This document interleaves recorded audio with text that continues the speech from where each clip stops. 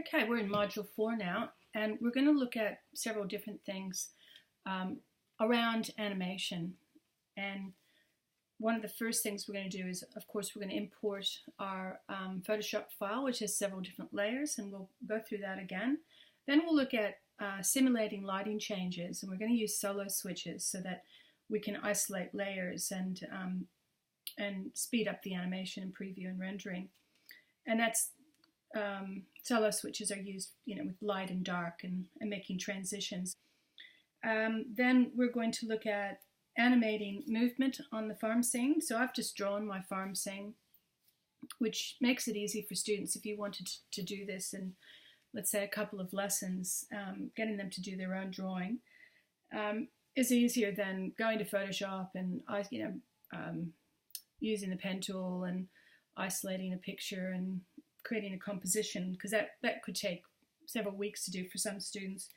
So we're going to animate our sun and our cow and some clouds, and then we're also going to look at what's called track matting. So track mat's when you want one layer to show through a hole, and then that's about it. So let's get on with importing our files in. So I'm just going to import this one farm scene. And don't forget, if you're on a Mac, make sure you go to your options, and we just want to enable Photoshop, and we want to import retain layer sizes. And we open that up, make sure it's editable, and we have our composition up here. So we're going to drag this down into our timeline, and we'll open it up. We'll open it up to show all the different layers. Okay, and so we've got a background light, background dark. So if I took these guys out, that's the background dark. Now I want the light to go before it. And there's my background light, background dark. Oh, okay, there's my background light. All right, so it's just these two things that I'm going to play with at the moment, and I can put these guys back on. And what we're going to use is what's called solo switches.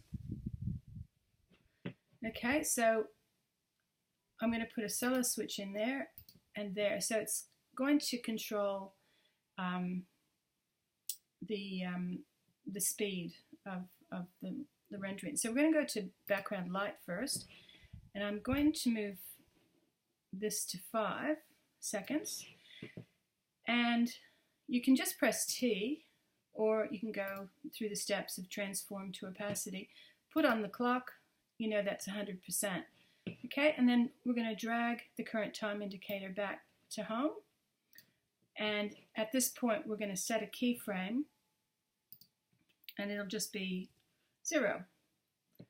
Okay, so click on that, and that will put a keyframe in there. Now this is kind of cool. So what this is doing is, its opacity is 0 here, and it's letting in the light. So if I preview this, it'll get lighter and lighter, and so this is emulating daylight until it gets to daylight. Okay, so that's pretty cool. Okay, so let's have a go at this. I'm going to make these clips into short, 2-3 minute clips so that you can just focus on one step at a time. So the first thing I'd like you to do is maybe do your own drawing. I mean, you can do images if you wish, of a background, and a dark and a light background, and then have some scenery added to it. Okay,